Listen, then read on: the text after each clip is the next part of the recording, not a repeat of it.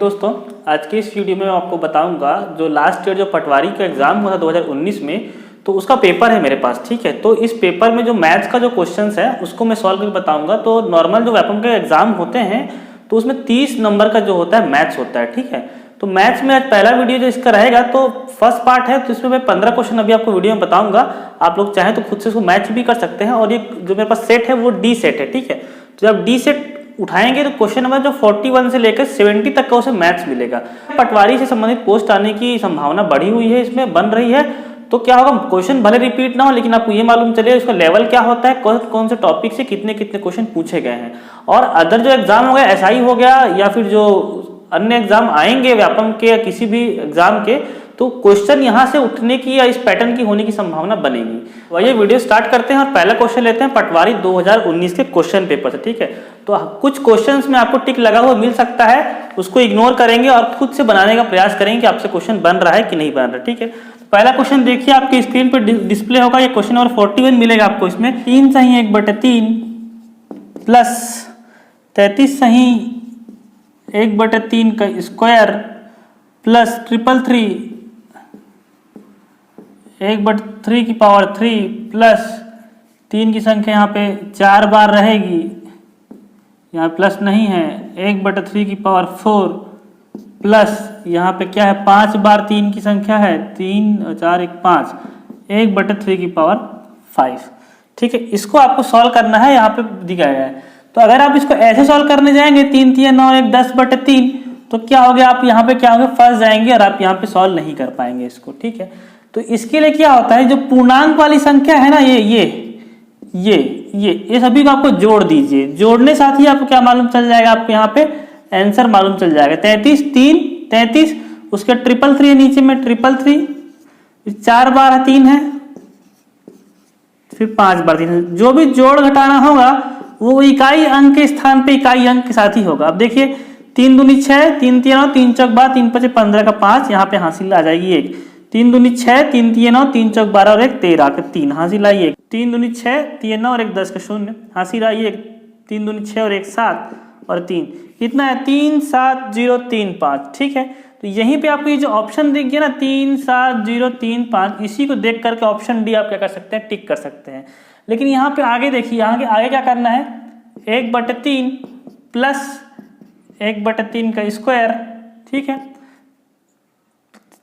Plus 1/3 का cube plus 1/3 की power 4 plus 1/3 की पावर 5। यहाँ पे क्या करना है, ये सब का क्या करना पड़ेगा, आपको एलसीएम लेना पड़ेगा। इसका एलसीएम क्या आएगा, 3 की पावर 5 आएगा। यहाँ की क्या पावर 1 है, तो यहाँ पे क्या होगा 3 की पावर 4 होगा, प्लस 3 की पावर 2 है, यहाँ पे भाग देके देखेंगे 3 की पावर क्या हो जाएगा 3 बचेगा, प्लस 3 की पावर यहाँ पे 2 बचेगा, यहाँ पे 3 की पावर 1 बचेगा, यहाँ पे क्या बचेगा 1 ही बचेगा, कुछ नहीं बचेगा, यहाँ 3 भी नहीं बचेगा। ठीक है, यहाँ पे 1 बचेगा। अब इसको देखिए 3 3 9 9 27 27 81 प्लस 3 3 9 3 27 प्लस 3 3 9 प्लस 3 और 1 4, 3 की पावर 5। अब इसको जोड़ दीजिए, यहाँ पे साथ में चलेगा ना, 3 7 0 3 5 साथ में रहेगा, 3 की पावर 5 नीचे में रहेगा ही रहेगा। 9 4 यहाँ पे 9 4 13 9 4 13 13 7 20 और 1 21 का 1 हासिल आई 2 2 दूनी 4 और 8 4 12, तो 121 ये साथ में आ गई। ये हो गया आपका आंसर। तो आपको इस तरह से बनाना है, हालांकि जब इसको जोड़ देंगे तभी क्या कब मिल जाएगा, आपको आंसर मिल जाएगा।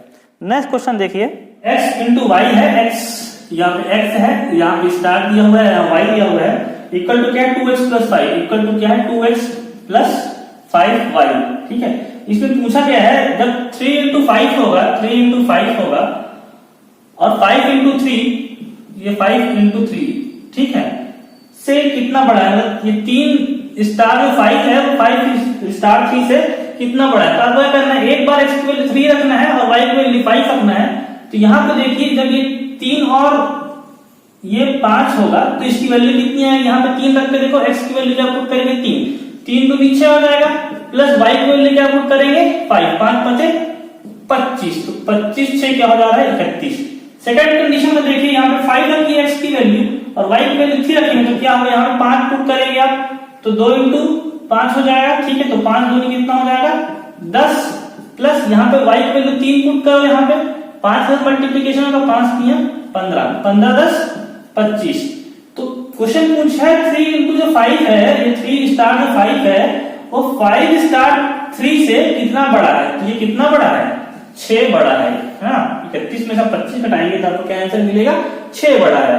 तो आपका ऑप्शन कौन सा हो गया? सी ऑप्शन सही हो गया। ठीक है, 43 नंबर, ये 42 नंबर क्वेश्चन था। मैं कहां तक कराऊंगा? 55 तक इस वीडियो में कराने वाला हूं। तो वीडियो को लास्ट तक देखिए और वीडियो आप लोग शेयर कीजिए, आप लोग को पसंद आएगी, अच्छे व्यूज आएंगे तो मैं अदर क्या है आगे वाला पार्ट भी लेकर के आऊंगा। ठीक है, 43 नंबर क्वेश्चन देखिए। दो संख्याओं में से पहली संख्या के दुगने, दो संख्या में x लेता हूं और y लेता हूं, पहली संख्या के दुगने, ठीक है, के साथ दूसरी संख्या के 3 गुने को जोड़ने पर, के साथ दूसरी संख्या y के 3 गुने को जोड़ने पर 1200 प्राप्त होता है। कितना प्राप्त होता है? 1200 प्राप्त होता है। ठीक है भाई, प्राप्त हो गया। जबकि पहली संख्या के 5 गुने में से, पहली संख्या के 5 गुने में से दूसरी संख्या का 3 गुना घटाने पर, दूसरी संख्या का 3 गुना क्या है हमने घटा दिया, घटाने पर 900 प्राप्त होता है। तो हमको क्या मिल गया? 900 प्राप्त होता है। तब दोनों संख्याओं का अंतर कितना? तो हमको क्या निकालना है? x माइनस वाई अपने को निकालना है। अंतर मतलब होता है x माइनस वाई। तो इसको जोड़ दोगे तो ऐसे ही कैंसिल हो गया, क्या हो जाएगा? ये 7x हो जाएगा, इक्वल टू क्या हो जाएगा? इसको प्लस करोगे तो 12 होगा, 2100 हो गया। तो 7 से कट जाएगा ये 300। x की वैल्यू कितनी आ गई? 300। अब x की वैल्यू आपको 300 दिख रही है तो इसको कहीं भी पुट कर दोगे तो क्या मिल जाएगा आपको? y की वैल्यू मिल जाएगी, इक्वेशन 1 मान लो और x की वैल्यू यहाँ पे डाल दो 300। तो यहाँ पे लिखोगे तो क्या होगा? 2 into 300 plus 3y equal to 1200। तो यहाँ पे देखो कितना होगा? 600 हो जाएगा, प्लस 3y इक्वल टू 1200। यहाँ से 3y की वैल्यू कितनी आएगी? 600 और y की वैल्यू कितनी आएगी? यहाँ 3 दूनी 6 और 0 0 200। अब आपको निकालना है x माइनस वाई। तो x की वैल्यू कितनी है? 300 माइनस y की वैल्यू 200 आया कितना? 100। कौन सा ऑप्शन सटीक बैठ रहा है? ऑप्शन नंबर जो है वो सी सही बैठ रहा है। ठीक है, नेक्स्ट क्वेश्चन देखिए, 44 नंबर क्वेश्चन है। इसमें क्या है? 5 क्रमागत संख्याओं का योग 55। तो 5 क्रमागत संख्या x plus x plus 1 plus x plus 2 plus x plus 3 plus x plus 4। ठीक, ये 5 क्रमागत संख्या है, मतलब ये 2 रहेगा तो ये प्लस 1 3 हो जाएगा, ये प्लस 2 यहाँ से 2 बढ़ते जाएगा। ठीक है, तो 5 क्रमागत संख्याओं का योग कितना दिया है? 55 दिया है। ठीक है, 7 क्रमागत संख्याओं का योग 70 दिया है। तो 7 क्रमागत संख्या कितनी? x plus x plus 1 plus x plus 2 plus x plus 3 plus x plus 4 plus x plus 5 plus x plus, जितनी क्रमागत संख्या दी जाती है उसका एक कम तक डिजिट हमारी गिनती जाएगी। ठीक है, क्योंकि पहला जो क्रमागत संख्या हमारी x हो जाती है। ठीक है, तब पहली श्रेणी की सबसे बड़ी संख्या और दूसरी श्रेणी की सबसे छोटी संख्या का अंतर निकालना है। मतलब सबसे बड़ी संख्या क्या है? पहली श्रेणी, तब पहली श्रेणी की सबसे बड़ी संख्या मतलब x प्लस 4। ठीक है, दूसरी श्रेणी की सबसे छोटी संख्या मतलब x का आपको क्या निकालना है? अंतर निकालना है। तो यहाँ पे जब आप लोग देखेंगे, देखो अगर मैं पहली श्रेणी की बात करूं तो यहाँ पे देखो 1 2 3 4 5 क्रमांक संख्या, तो यहाँ 5x हो गया x की वैल्यू, प्लस 2 और 1 3 3 6 4 10 प्लस 10 इक्वल टू कितना हो गया? 55। तो 5x इक्वल टू कितना हो जाएगा? ये उधर चला जाएगा तो क्या हो जाएगा? 45। x की वैल्यू कितनी आ गई? 9, 5 नहीं है 45। सबसे बड़ी संख्या क्या हो जाएगी? 9 है, x की वैल्यू प्लस 4 13। तो प्रथम श्रेणी में सबसे बड़ी संख्या क्या हो जाएगी? 13। ठीक है, अब दूसरी श्रेणी की मैं बात करूं तो यहाँ पे 7 क्रमांक संख्या है तो ये 7x हो जाएगा, प्लस 6 5 11 11 4 15 15 3 18 2 20 और 1 21 प्लस 21 इक्वल टू कितना हो जाएगा? 77। तो 7x इक्वल टू क्या हो जाएगा? यहाँ से इसको माइनस कर दो तो 7 में से 1 जाएगा 6 और यहाँ पे क्या हो जाएगा? 5। x की वैल्यू कितना आ जाएगी? यहाँ पे हो जाएगी 8। तो क्या पूछा? सबसे छोटी संख्या तो x ही है, यही तो सबसे छोटी संख्या द्वितीय श्रेणी की है ना इसकी। तो आपको अंतर पूछा है, अंतर निकालने में क्या करना पड़ेगा? 13 माइनस 8 इक्वल टू क्या हो जाएगा? 5। तो 5 जो है आपका क्या हो जाएगा? आंसर ये हो गया ऑप्शन नंबर ए। ठीक है, तो ये क्या हो जाएगा? सही हो जाएगा आपका। नेक्स्ट क्वेश्चन देखिए, 45 नंबर का है। ठीक है, इसमें लिखा है एक कार A से B तक, एक कार जो है A से B तक 120 किलोमीटर पर आवर की गति से जाती है तथा B से A तक 80 किलोमीटर प्रति घंटा से लौटता है। B से A तक कितना लौटता है? 80 किलोमीटर प्रति घंटा की रफ्तार से लौटता है। तो उसकी औसत गति कितनी है, ठीक है, संपूर्ण यात्रा के लिए उसकी औसत गति निकालना है। तो जब भी ऐसा हो कि एक बिंदु से दूसरे बिंदु तक जाया जाए और वहीं से क्या है उसी बिंदु तक वापस लौटा जाए, तो औसत गति निकालने का एक फॉर्मूला होता है 2xy upon x plus Y. तो यहाँ पे दो तो ऐसे ही रहेगा, एक्स वाई की वैल्यू क्या है 120 मल्टीप्लीकेशन 80 और नीचे में दोनों को जोड़ा जाएगा 80 प्लस 120। तो यहाँ पे देखिए ये तो जीरो कैंसिल नहीं होगा, सॉरी, तो ये दोनों को जोड़ दीजिए आप, है ना। तो ये क्या हो जाएगा 2 गुणित 120 मल्टीप्लीकेशन में 80 रहेगा, नीचे 120 और 80 को जोड़ दीजिए हो जाएगा 200। ये जीरो से ये जीरो, ये जीरो से ये जीरो कैंसिल हो जाएगा और 2 से ये 2 भी कैंसिल हो जाएगा। तो 12 8 96 किलोमीटर पर आवर, ये क्या हो जाएगी उसकी औसत गति। इसको याद रखेंगे 2xy upon x plus Y. औसत गति निकालने के लिए ये औसत गति कब निकालेंगे, जब एक बिंदु से किसी एक स्पीड में जाया जाए और दूसरे बिंदु से उसी बिंदु पर किसी एक ही स्पीड में क्या किया हो जाए वापस आया जाए, ठीक है। नेक्स्ट क्वेश्चन को देखते हैं, क्वेश्चन नंबर 46। ठीक है, 35 लीटर मिश्रण में दूध तथा पानी का अनुपात 5:2 है। 35 लीटर मिश्रण है, ठीक है, ये लीटर मिश्रण है। इसमें क्या है मिल्क रेशियो वाटर आपको दिया हुआ है 5:2, ठीक है, 5:2 दिया जाए। इसमें कितना पानी और मिलाया जाए कि रेशियो क्या हो जाए 5:3 हो जाए, ठीक है। तो पहले हम लोग क्वांटिटी निकाल लेते हैं, कितना कितना पानी है, कितना कितना मिल्क है। तो देखो 35 तो टोटल है, आपको अगर आपको मिल्क निकालना है तो 5 को ऊपर रखना पड़ेगा और ये दोनों का जो एडिशन है दोनों क्या है 7, इसको यहाँ पर डालना पड़ेगा। तो 7 पंचे 35, तो मतलब 25 लीटर तो क्या हो गया आपका, ये हो गया मिल्क, है ना।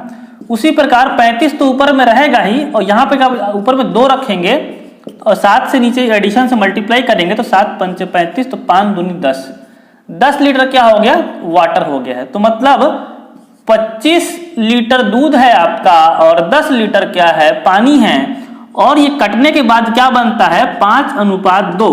ये तो क्वेश्चन था भैया, ये रहा क्वेश्चन। आपको क्या करना है 5:3 बनाना है। तो ऐसा कुछ करना है, तो ये तो ऐसे को वैसे रहेगा 5 ही रहेगा, इसको आपको क्या करना है ऐसा काटना है तो ये 3 बन जाए। तो ये 5 रहेगा, तो 5 से ही कटा है तो यहाँ पे कोई 5 का ही मल्टीप्लीकेशन लाइए आप। तो अगर इसको 15 कर देंगे तो 5 पचे 25 और 5 3 15 कटेगा। तो 10 को 15 बनाने के लिए आपको क्या करना पड़ेगा 5 लीटर जो है पानी इसमें मिलाना पड़ेगा, तभी तो ये 15 बनेगा। और जब ये क्या हो जाएगा 25 लीटर दूध रहेगा और आपने इसमें 5 लीटर पानी मिला दिया, ठीक है, तो पहले 10 लीटर था पानी, है ना, उसमें आप 5 लीटर मिला दिए तो ये 15 हो जाएगा। तो अब ये जो हो गया है 5 5 25 और 5 3 15, तो ये बन गया आपका रेशियो। इसका आंसर क्या हो जाएगा सी, 5 लीटर आपको पानी क्या करेंगे मिला देंगे। नेक्स्ट देखिए 47 नंबर। 47 नंबर आपको कहता है कि किसी आयत की लंबाई में 20% की वृद्धि तथा चौड़ाई में 20% की कमी कर दी जाए तो नए आयत के क्षेत्रफल में होगी, कमी होगी कि वृद्धि होगी, 4 ऑप्शन दिए हुए हैं, ठीक है। तो जब भी ऐसा कहा जाए कि परसेंटेज का इंक्रीजमेंट होता है, जितने परसेंटेज का इंक्रीमेंट होता है उतने ही परसेंटेज का डिक्रीमेंट हो जाए, तो वो क्षेत्रफल हो चाहे लाभ हानि का सवाल हो उसमें हमेशा हानि होता है। और हमेशा हानि कितना होता है परसेंटेज स्क्वायर अपॉन 100 की क्या होती है हमेशा हानि होती है। किस केस में, जब एक वैल्यू को उतने ही परसेंटेज में इंक्रीमेंट किया जाए उतने ही परसेंटेज में डिक्रीमेंट कर दिया जाए। तो परसेंटेज स्क्वायर कितना 20 स्क्वायर, तो 20 का स्क्वायर अपॉन क्या हो जाएगा 100 की होगी हानि, और हानि कितना हो जाएगा 400 अपॉन 100, तो ये कितना हो जाएगा बराबर 4% की हानि हो जाएगी, ठीक है दोस्तों, है ना। तो ये बहुत सिंपल सा क्वेश्चन था। नेक्स्ट क्वेश्चन देखिए 48 नंबर। यहाँ पे लिखा है एक व्यक्ति कुछ संतरे 100 रुपए में 60 की दर से खरीद कर, तो यहाँ पे लिखता हूं मैं आर्टिकल मतलब यह कह सकते हैं वस्तु, और यहां मैं लिखता हूं रुपए, ठीक है। क्या कहा है 60 की दर से 100 रुपए में, है ना, 60 की दर से 100 रुपए में, है ना। एक व्यक्ति कुछ संतरे 100 रुपए में 60 की दर से खरीद कर 120 रुपए में 70 की दर से बेचता है। 120 रुपए के नीचे रुपए लिखेंगे और 70 के नीचे 70 लिखेंगे, ठीक है, ये हो गया। उसका प्रतिशत लाभ कितना होगा, तो देखियो इसको आप कर दिया करो क्रॉस मल्टीप्लीकेशन, तो इसका क्रॉस मल्टीप्लीकेशन कितना करोगे तो ये 700 हो गया, और जो क्रॉस मल्टीप्लीकेशन करोगे तो ये कॉस्ट प्राइस आ जाएगा, मतलब कि आपको क्या मिल गया क्रय मूल्य मिल गया। इसको मल्टीप्लीकेशन कर दो, कितना होगा 12 छक्के 12 पंच 60, 12 छक्के 72, ठीक है, 00, ये आप क्या हो गया कॉस्ट प्राइस होगा, ये होगा सेलिंग प्राइस हो गया भैया, इसका कहते हैं हम लोग हिंदी में क्रय मूल्य। तो क्रय मूल्य कितना है आपका, मिल गया 700। विक्रय मूल्य आपको डायरेक्टली मिल गया मल्टीप्लिकेशन करने से, विक्रय मूल्य हो गया 7200, ठीक है, सॉरी 7000 है ये, तो ये कितना हो जाएगा 7200, तो कितना हो गया 200 रुपए का फायदा हो गया। और जो भी लाभ या हानि होता है वो हमेशा किस पे होता है, क्रय मूल्य पर ही होता है। तो 7000 आपका क्रय मूल्य था, 200 रुपए का उसको फायदा हुआ, तो इसको मल्टीप्लिकेशन कर दो 100 से, तो 20/7, तो 7 दूनी 14 और कितना बच गया 6 और ये 7, इतना परसेंट का क्या हुआ भैया आपको लाभ हुआ है, ठीक है, कितना हुआ है, लाभ हुआ है, ठीक है। ये कॉस्ट प्राइस, ऊपर का जो मल्टीप्लिकेशन करेंगे कॉस्ट प्राइस और नीचे क्या लिखेगा सेलिंग प्राइस, सामने में यही आपको मिलेगा, ठीक है। नेक्स्ट क्वेश्चन देखते हैं 49 क्वेश्चन में कहता है किसी वस्तु का क्रय मूल्य उसके विक्रय मूल्य का 20% है, ठीक है। तो एक साइड में क्रय मूल्य लिख देता हूं, एक तरफ विक्रय मूल्य लिख देता हूं, जैसा क्वेश्चन बोलता है वैसे कर देना है आपको। किसी वस्तु का क्रय मूल्य उसके विक्रय मूल्य का 20% है, विक्रय मूल्य का 20%, तो विक्रय मूल्य को मैं 100 मान लेता हूं, तो क्रय मूल्य कितना होगा, इसका 20%, इसका 20% मतलब 20 रुपया, ठीक है। किसी वस्तु का जो क्रय मूल्य है वो उसके विक्रय मूल्य मैंने 100 मान लिया, विक्रय मूल्य का 20% है, तो विक्रय मूल्य 100 है, 100 रुपए में बेचता है, तो क्रय मूल्य क्या है उसका 20% मतलब 20 रुपए है, ठीक है। तब विक्रय मूल्य क्रय मूल्य का कितना प्रतिशत है, विक्रय मूल्य जो है वो क्रय मूल्य का कितना प्रतिशत है, तो क्रय मूल्य 100 रुपए क्रय मूल्य का कितना परसेंट है, तो यहां से काट दीजिए इसको, 2 पंचे 10, कितना परसेंट है 500% है। ऑप्शन नंबर क्या मिला आपको, option number A 500%। Next question देखिए, क्वेश्चन नंबर क्या है 50, ठीक है। क्वेश्चन कहता है कोई धन साधारण ब्याज की दर से 10 वर्षों में क्या हो जाता है, दुगना हो जाता है। 10 वर्षों में कितना हो जाता है, दुगना, मतलब 100 था वो क्या बन जाता है 200 बन जाता है, ठीक है। 10 वर्षों में क्या होता है दुगना, तो यह कितने वर्षों में 4 गुना हो जाएगा, 10 वर्षों में दुगना होता है, ठीक है।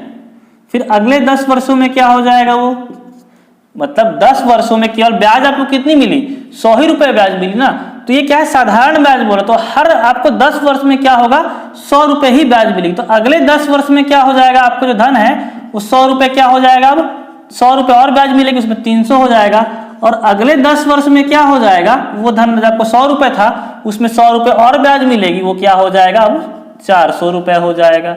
तो कितना टाइम लगेगा उसको, कुल मिला के 30 वर्ष का समय लगेगा। मतलब प्रत्येक 10 वर्ष में ही क्या होता है, धन क्या होता है वो बढ़ता है, कितना बढ़ता है, दुगना बढ़ता है। दुगना मतलब 100 रुपए का ब्याज मिला तो अगले बार 100 रुपए का, ऐसा नहीं अभी 200 है तो फिर वो 400 हो जाएगा, 400 का 800 हो जाएगा, वो जो होता है वो चक्रवृद्धि ब्याज में होता है, ठीक है।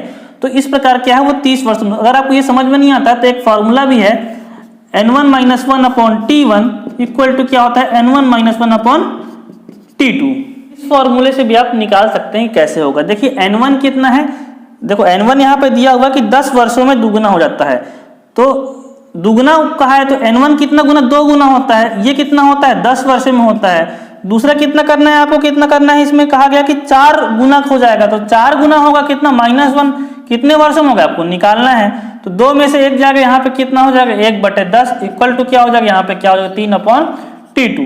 तो यहाँ से t2 का क्रॉस मल्टीप्लीकेशन कर दो तो ऊपर जाएगा, t2 कितना हो जाएगा 30 वर्ष। आप क्या कर सकते हैं, इस फॉर्मूले से भी निकाल सकते हैं। हालांकि ये मेथड भी सही है, जिसको समझ में आता है साधारण ब्याज वो इस मेथड से निकाल सकता है, ठीक है।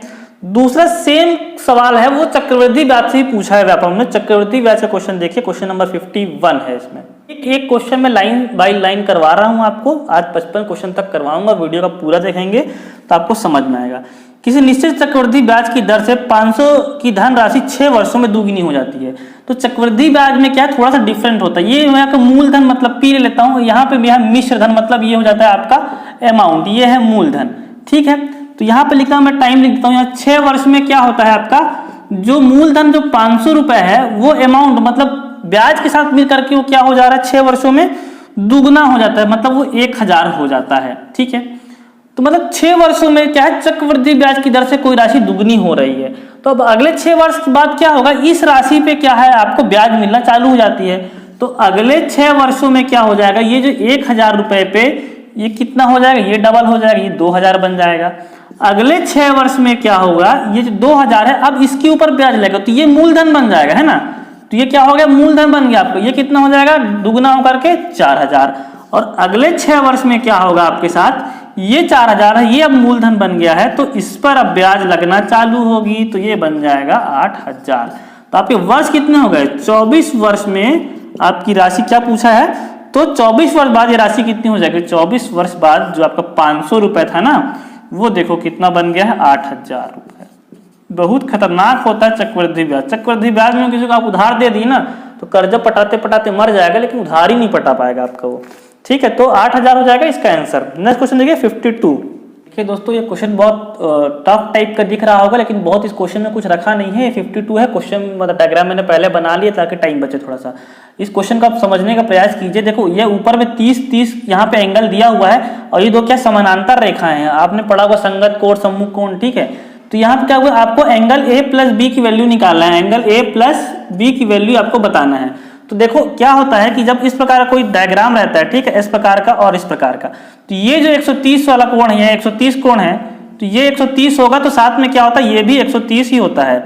और ठीक है, और ये वाला भी क्या होता है, 130 होता है ना। ये प्रॉपर्टी बता रहा हूं, अगर ये कोण 120 है आपका, तो ये कोण भी आपका क्या होगा, 120 होगा, और ये अंदर वाला कोण भी क्या होगा, ये 120 होगा।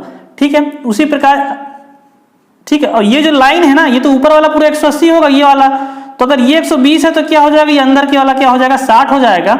और ये 30 है ना, तो ये लाइन कितनी की होती है, पूरी 180 की होती है। तो अंदर कितना बचा आपका, 30 होने के बाद ये क्या, यहाँ पे ये वाला जो एंगल बचा है, ये वाला, ये कितने का बचा है, 50 का बचा हुआ है।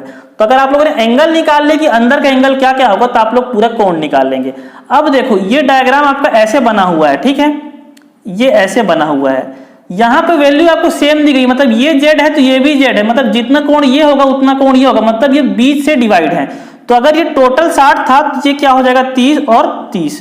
तो यहाँ पे देखो z की वैल्यू कितनी आ गई आपकी, 30, एंगल की वैल्यू बता रहा हूँ। यहाँ पे t देखिए, ये 50 था, तो t की वैल्यू कितनी हो गई, इसका हाफ मतलब 25। ठीक है, यहाँ पे x देखिए, x क्या है, 120, ये अगर 120 है तो ये भी क्या होगा, 120 होगा, तो ये 60 आ गई। x की वैल्यू कितनी हो गई, हाफ कर देंगे उसका, तो 60 आ गया। उसके बाद ये कितना था, 130, तो ये क्या है, y है ना, तो y की वैल्यू कितनी हो जाएगी, 130 का आधा करेंगे तो 65 है ना, 65 हो गया, और ये 65 हो गया। y की वैल्यू कितनी आ गई, 65 हो गई। y की वैल्यू कितनी होगी, 65 हो गई। अब देखो ये है आपका त्रिभुज, यहाँ पे मैं o ले लेता हूँ, यहाँ पे a ले लेता हूँ, यहाँ पे ये तो कैपिटल A है, ये B है, और यहाँ पे नाम दिया हुआ है कि नाम नहीं दिया हुआ है, तो यहाँ पे कुछ भी आप D ले लीजिए, है ना। तो ये त्रिभुज याद करने के लिए अब देखो एंगल AOB की बात करूं, तो ये त्रिभुज AOB की बात करूं, तो ये जो कोण है, ये सभी कोणों का योग कितना होगा, 180 अंश होगा। तो Z और T की वैल्यू क्या, अब देखो एंगल जो है Z plus angle T plus angle क्या हो जाएगा B, इसकी वैल्यू कितनी होगी, 180 अंश होगी। और Z और T का आपको पता है, Z कितना है 30, Z कितना है 30 प्लस T कितना है 25, और ये क्या है 180। तो यहाँ से B का मान आपको निकल जाएगा 180 ऋण 55, तो 10 में से 5 जाएगा, यहाँ पे 5 बचेगा, यहाँ 7 में से 5 जाए 2, एंगल B की वैल्यू आ गया आपको क्या हो गया, 125। अब आप ये वाले त्रिभुज में देखिए AOD, यहाँ पे देखो Z है और X है, तो angle Z plus angle X plus angle क्या हो जाएगा A इक्वल टू 180 अंश है। तो Z की वैल्यू आपको पता है, Z की वैल्यू है 30, X की वैल्यू कितनी है, 120 का आधा करेंगे तो 60 है ना, यहाँ पे लिखा मैंने 60 प्लस 60 प्लस एंगल A निकालना है 180, तो ये क्या हो जाएगा 90, ठीक है, और इक्वल टू 180 हो जाएगा एंगल, ठीक है। तो A, तो एंगल A की वैल्यू कितनी आ जाएगी, 180 ऋण 90, तो ये क्या हो जाएगा 90। आपको पूछा क्या है, A प्लस B, तो आपने B है आपका और ये है A, तो 125 प्लस 90, यहाँ पे आ जाएगा 5, 9 2 11, और यहाँ पे आ जाएगी 215, ये क्या है 215। तो ऑप्शन देखिए, ऑप्शन डी सही बैठ रहा है, कुछ नहीं करना है। प्रॉपर्टी अगर आपको पता हो ना, तो ये सब क्वेश्चन जो होते हैं वो सिलेक्शन दिलाने वाले क्वेश्चंस होते हैं, ठीक है, जो इससे बनेगा वो जल्दी सिलेक्शन ले लेगा इसमें। अगला 53 नंबर का क्वेश्चन है, ए बी की वैल्यू दी हुई है 18.2 सेंटीमीटर, ठीक है, और डी की वैल्यू दी है 13 सेंटीमीटर, डी की वैल्यू दी है 13 सेंटीमीटर। कह रहा है कि ABC त्रिभुज ABC समरूप है त्रिभुज DEF के, ठीक है।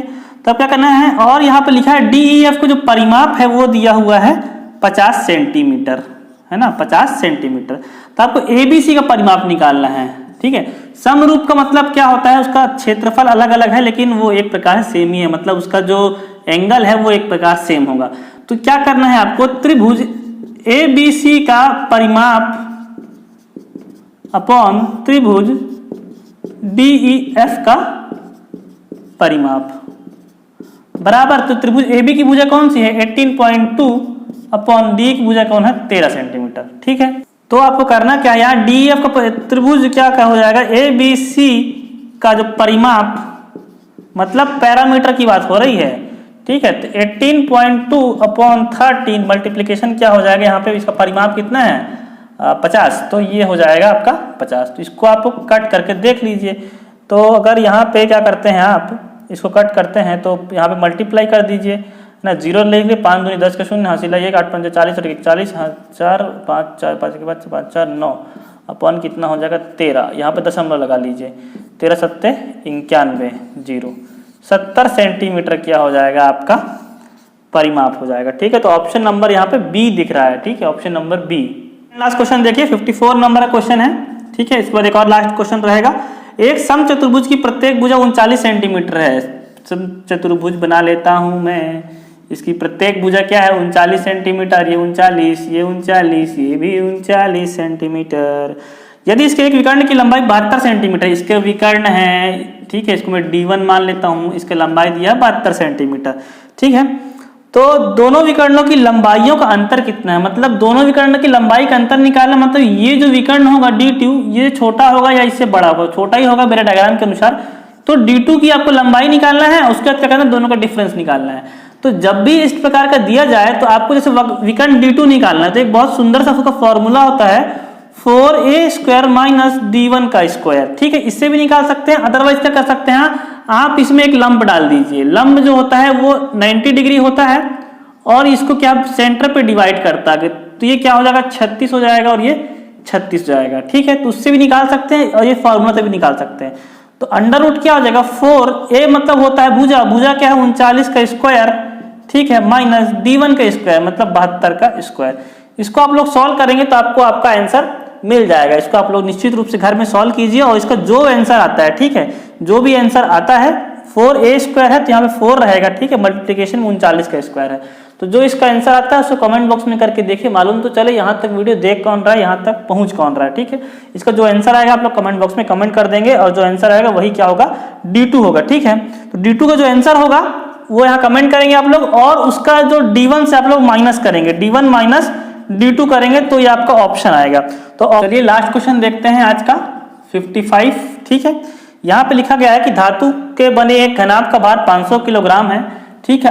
भार दिया हुआ है 500 kg। ये सब जो क्वेश्चन है वो आपको एग्जाम में सिलेक्शन दिलवाते हैं, ठीक है। 500 kg है, यदि इसकी सभी विमाओं को पूर्व की विमाओं का 20% कर दी जाए तो घनाभ का भार कितना होगा, ठीक है। तो घनाभ का जो भार होता है, भार क्या होता है आयतन गुणित घनत्व डेंसिटी। तो घनाभ का जो यही होता है भार, तो भार आपका है 500 kg। आयतन क्या है, घनाभ का आयतन लंबाई गुणित चौड़ाई गुणित ऊंचाई, लंबाई गुणित चौड़ाई गुणित ऊंचाई इनटू घनत्व को मैं एक्चुअली तो इसको रो से डिनोट करते हैं, चलो मैं डी मान लेता हूँ डेंसिटी, ठीक है। तो ये एक कंडीशन हो गई आपकी। दूसरी कंडीशन क्या कहता है, अगर सभी को क्या कर दी जाए विमाओं का 20% कर दिया जाए। अगर मैं क्या करूं L का 20% कर दूं, ठीक है, मल्टीप्लीकेशन B विड्थ जो है उसको भी 20% कर दूं और जो हाइट है उसको भी 20% कर देता हूं, है ना, ठीक है। और ये तो डेंसिटी है, डेंसिटी तो इसका तो 20% होगा, नहीं तो D ही रहेगा, ठीक है। 20% कर दीजिए तो नए भार, नए जो घनाभ होगा उसका भार क्या होगा। तो देखिए जो भार क्या होगा, है ना, तो यहाँ पे देखिए 20/100 ये कितनी बार है 3 बार है, ठीक है, ये कितने बार है 3 बार। मल्टीप्लिकेशन में क्या रहेगा LBH इंटू D, तो ये क्या होगा सभी 5 बार में कट जाएगा, ये भी 5 बार में कट जाएगा, 20 पंचे से भी 5 बार में कट जाएगा। तो क्या बचेगा नीचे 5 × 5 = 25, 25 × 5 = 125, ठीक है। और ये LBH जो D है, यही वैल्यू आपको दी हुई है इक्वेशन नंबर 1 में। तो यहाँ पे आप 500 पुट कर सकते हैं।